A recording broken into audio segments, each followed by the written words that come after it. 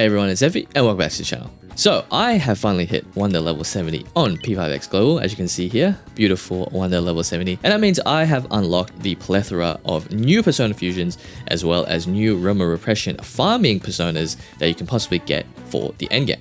Now, endgame Personas are obviously very important, or any Persona in this game very important, because as everyone knows, Wonder's stats are based on the combined sum of his Personas. And in endgame, Wonder is typically built as a supportive unit, and some of the best supportive units and supportive Personas that you can possibly get are pretty much unlocked at Wonder level 70. So in today's video, I'll be going over all the Personas that I believe that you should be getting pretty much straight away as soon as you hit Wonder level 70, because they are going to give you the most efficient bang for your buck power increase that you can possibly get on Wonder, especially if your Wonder's slightly lacking behind, and if you haven't really been keeping up with your Personas and Persona fusions. For the Personas I talk about in this video, they're definitely very good, and I highly recommend that you farm them pretty much straight away. Just double your stamina, and that's pretty much what I did. But before this video begins, don't forget to leave a like. And subscribe. It definitely helps out the channel a bunch, and also the YouTube algorithm and all that sort of good things. Don't forget to tune in as well to the live streams on YouTube. I also multi-stream onto Twitch as well, so definitely follow me on Twitch. And also don't forget to join the Gacha Rebels Discord that we have, the community Discord basically for P5X for the Zephy community, I guess. But the Gacha Rebels are awesome, link in the description as well. Alright, so now let's get into the fun stuff. We are going to head straight to Realm of Repression. And you can actually see here, if you go to Persona, you can actually get these rank 7 Personas now. And now most of these are probably really good, but the one that I really want to talk about is Dionysus. As you can see, buffing roll here, and also known as Dio, and I think everyone knows Dio. Everyone knows that Dio is probably one of the best Personas and most used Personas in this game. And the reason for that is because Dio, my friends, is got the ability Revolution, increases party's critical rate by 6.2% for every 10% of the user's critical rate, increases party's critical rate by 1% more, up to 4.2%, lasts for 3 turns. So if you have not been spending your schema points, or you think about, retuning or doing your schema points, definitely spec in the critical rate especially. But this also aligns perfectly with Dionysus' instinct ability, which is increases crit rate by 14.8% flat. After using a skill on ally, increase main target's crit damage by 22% for 2 turns. Now, this is an extremely good Persona because obviously it works wonders, no pun intended, wonders with DPS units who especially really want crit rate and crit damage, which are basically most of your DPS units in this game. So it makes building crit rate and everything pretty easy, or easier, because you do get this flat 14.8% increase, and that's just regardless. That's as soon as you equip Dionysus essentially in the first slot. So, but you also get the additional crit damage increase by 22% after you use a skill on an ally, which basically means that Revolution is a group buffing skill. So as soon as you use a skill on an ally, boom, 22% damage, crit damage increase on the target. So make sure that you're selecting the target even though it's a group buff. So crit, obviously I don't really have to say much more, is a super good unit, super high level, very survivable as well. There's no weaknesses to be actually had here, and you've got 3 different strengths in Elec, Bless, and Curse. And then you can obviously build Dionysus pretty much in any way, shape, or form. You can get resist elements, passives. You can get additional Automotaro passives or anything like that. Basically, any passives that you want. You can even put like Tarokaja, Rakunda on Dio, for example. There's a whole bunch of different builds that you can possibly do. But the main thing that you want, and is the innate ability basically for Feast of the Frenzied as well as Revolution. And if we actually click into the Overclock as well, so basically dupes of the unit, you can see here that this increases the crit damage up to 30% from 24.7%. So it is actually quite an additional increase, especially for critical damage when you are basically using a skill on Dio. So Dionysus is very good, but keep in mind that with all these Personas, especially in these realms and stuff like that, is that these endgame Personas here, these 4, Oberon, Dionysus, Neveros, and Quetzalcoatl, basically you need 8 PD to guarantee, and then each one costs 60 stamina to farm. So you're essentially looking at 480 stamina, which is why I highly did recommend that no one use their stamina up until that point, like the stamina refreshes up until this point, because then you can just basically dump it all in there and at least guarantee 1 copy of Dionysus. Now, the next persona I want to talk about is in the Velvet Room and is actually involved with fusions. So if we go to Persona Fusions, and I already have fused it, but that is Dominion basically. So now Dominion is also very, very good because it's just a very, very good generic attack buffer, probably the best attack buffing unit in the game. Because of Angel's Command, the instinct ability or innate ability, increases attack by 29.1% when using skill on an ally. Gain 2 commandment. When allies deal skill damage, spend 1 commandment to increase that skill damage by 13.5% for 1 turn. But the other thing that Dominion has is the ability Cohesion. So you increase the party's attack by 14.3% for 2 turns for every 500 of your user's attack. So crit rate, attack should be specking one into those stats. Increase party's attack by 1.19% more, up to 10%. Increases main target's damage by 7.6%. Increases damage by 0.95% more for every 500 of user's attack, up to 8% for 1 turn. Now, it's a lot of percentages, a lot of stuff. It's basically just a, Mataru Kaja on steroids, essentially. And the beauty as well is that one of the innate abilities that Dominion does come with is Attack Boost 4, which boosts one attack by 13.5%, which additionally boosts the buffing capabilities of Cohesion, which additionally buffs Angel's Command as well, with the flat increase in 29.1%, so that everything kind of stacks onto each other to make sure that Cohesion is basically something that you do not want to miss, especially on a persona this strong. But you also got, the abilities of Mataru Kaja, Agility Master as well, in case you're sort of running out of stamina. But yeah, with the combined for Angel's Command, Attack Boost, Agility Master, Cohesion, everything is really, really souped up in this persona basically, and it's a very, very good just basically DPS persona, or persona to use for DPSs. If you look at the instinct here, you can see on Overclock 3, increases the skill's attack by 6.4% and damage by 15% as well. So you actually get an additional commandment stack to increase that skill's attack by 6.4%, rather than on Overclock 1 where you don't even get that additional percentage increase. So it's very, very good.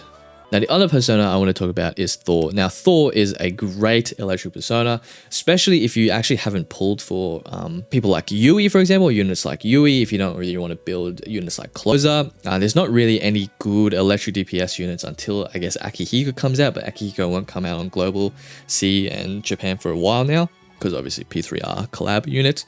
But basically, Thor is a great alternative for electric units. You can get Thor in a plan. I know some people have gotten Thor in a plan, but you can also just fuse Thor as well.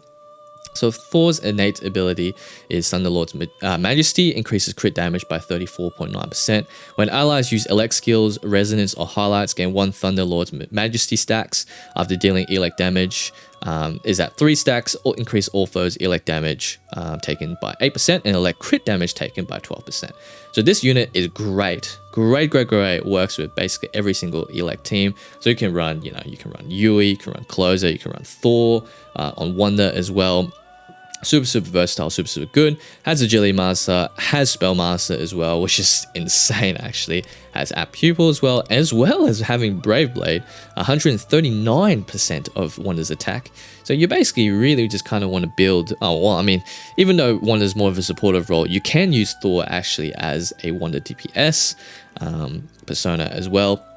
But Thunder's Call, deal extra damage to all foes, equal to 106.4% of attack. When Thunderlord's Majesty reaches 3 stacks, 80% chance to inflict shock, which then also procs off Yui's passive, which then also procs off, the technical damage from Closer as well. So you can see how this kind of fills into the elect team and elect role. But you also got Wild Thunder as well. But Thor is a very, very good unit. I'm sure a lot of people who have gone to Thor in the plan knows how good Thor is, but you can also fuse Thor as well once you reach Wonder level 70. And I do highly recommend using Thor as well, especially if you spec into a DPS Wonder build, because you will be doing a lot of damage, especially if you have Closer, for example, the free unit to back everything up. But as well, just to beef up everyone's Yui as well, especially if you have pulled for Yui, which is actually really good for me personally. And then I guess the last persona that I want to talk about was Alice, but to be honest, I'll probably talk about the others as well now that I'm here. But Alice is very, very good, especially for your curse teams, and that's mainly because of your increase in ailment accuracy, so increases first curse damage by 12%. And then the same thing when allies use curse skills, you can increase Alice's element accuracy and attack by 9.1%. But you basically just want it for Die For Me. So increases all foes' curse damage taken by 16.6%, increases by 1.9% more for every 30% of user's element accuracy up to 10% for 2 turns. If the foe is below 50% chance to insta-kill. So Die For Me is essentially the premier sort of ability for curse units, because you just up the curse damage by quite a significant margin, like 16.6% is nothing to scoff at. So definitely used for Jungler, for example. Very, very good for Jungler. You also got a lot of this stuff like Curse of the Abyss to increase your insta-kill, and Agility Master as well is really, really nice. So, you know, if you're running curse teams, for example, Alice is definitely a premier debuffing unit, because you are essentially additionally increasing curses damage, as well as inflicting curses as well, because the element accuracy increase with Undying Curse. So yeah, more curses means more damage for curse units, and Jungler is going to be super happy for Alice on his team. Now, I'll talk about Yamato Orochi as well. So for Blizzard type units as well, or like Ice type units essentially, Sacrificial Screams increases crit rate by sort of a flat amount. Gain 2 Sacrificial Screams at the end of user's turn, gain 1 Sacrificial Scream. When using unique skills with 3 Sacrificial Screams, spend all 3 stacks to inflict freeze on all enemies, and freeze is a debuff, or a debuffing element in this game. So yeah, this works well with units like Yusuke. If you pull for Yusuke, for example, you've got Diamond Dust, which is like inflicts 65% chance to inflict freeze for 2 turns, but Raging Blizzard is basically the one that you want, which is pretty much a guaranteed chance to inflict freeze. I don't think every time I've used this persona on Taiwan, for example, like I'm pretty sure I've just never not frozen on this one ability. You also got freeze boost as well, so you're essentially guaranteeing pretty much freezing every single time you use one of these ones. Very, very good ice AoE ice unit as well, even though it's single target here, but AoE ice unit as well in case you need ice to fill a certain role, and then ice boost as well increases your ice damage. So Yamato Orochi, very, very good for your ice setups. And then I guess the last one I wanted to talk about was Belial. Belial is pretty much the same thing, increases ailment accuracy, and just increases attack in general. But you also got stuff like Automotaro, which is very, very nice, especially to increase attack. But you also got Abyssal Flame, so deal curse damage to one foe equal to 165% of attack. Inflict 1 Hell's Inferno stack on the foe and immediately deal damage based on number of Hell's Inferno stacks on the foe. So essentially, it's just like, you know, it's essentially just like a super, super high damaging sort of curse ailment, I guess. So you can kind of use these slotted in between Belial, Alice for your curse teams. But it's also very, very good as just a general debuffer as well, because you're essentially just doing a lot of dot damage essentially with Abyssal Flame. And then Demonic Decree is really good for curse, inflicting curse stacks as well, increases Jungler's damage. But the scaling of it is very, very nice at 124% of Wondrous attack. So yeah, that's pretty much it for all the personas that I highly, highly recommend you guys farm and look for and fuse in the end game. Dionysus is one that you should definitely be getting. Thor is another one you should definitely be getting, as well as Dominion. I think Dionysus and Dominion are 2 of the best personas in this current game. And yeah, you should definitely be looking for those ones. And then the other ones that I mentioned, Belial, Alice, Yamato Orochi, a little bit more niche in terms of what they do, but they definitely boost their respective damage types, such as, Ice, as well as Curse, for example, by a significant margin. Now, I will touch on quickly the exchange shop, which I believe a lot of people have already sort of been looking at anyway. But basically, new personas and very, very good high-level personas will eventually come into the exchange shop. And as you can see here, we've already got 3, which we've got King Frost, Bishamatan, and Melchizedek. And this shop in general, or the exchange shop in general, will get more populated as time and patches go on, with more and more personas essentially. Now, for example, some of these are just best in slots for specific teams. For example, for Queen's team, Bishamatan is best in slot because of basically the nuke damage taken and elemental ailment ability on the Instinct, Tower of Purification. You also got Imperial Purge as well. Overflow has Elemental Element, increases damage by 25%, and the attacks going on this is insane, 171%. And basically, enemies always going to have an element, especially with the buff to S1 for Queen, and as well as if you're running Vino, for example. And then you've got Nuke Boost as well, and then you've got Cosmic Flare as well. So you're just basically doing a lot of damage. But yeah, this will get populated over time, and then you can see here as well, like King Frost, for example, is best in slot for Yusuke.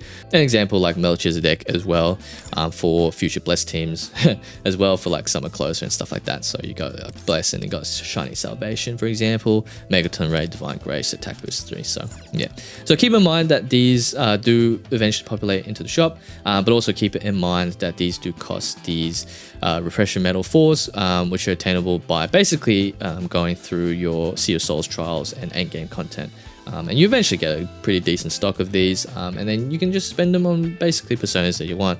Yoshitsune will eventually be coming out. There's other like Curse personas that will come out, and basically all the event personas that you miss on the events, for example, more often than not, they will come to the shop. So yeah, if you do miss them, for example, they're not going to be completely, like, you're not going to just miss a persona. You do have a chance of grabbing it here when it does appear into the shop. So yeah, I think that's pretty much it for the video. Thanks for watching, everyone. Definitely let me know in the comments down below what was your persona that you first farmed for at 1 level 70. I assume most people probably first farmed for Dio. That's definitely what I did. I just dumped 480 stamina into that glorious persona. But yeah, I'm definitely keen to know your thoughts as well. Any other personas that I missed in the late game that you think is really, really good? Yeah, just let me know. Thanks for watching again. Don't forget to like and subscribe, all that good stuff, as well as join the Gacha Rebels Discord, and also follow on Twitch. I live stream on Twitch and YouTube as well. So we definitely have a good time there. All right, thanks for watching, everyone, and I'll catch you guys in the next video.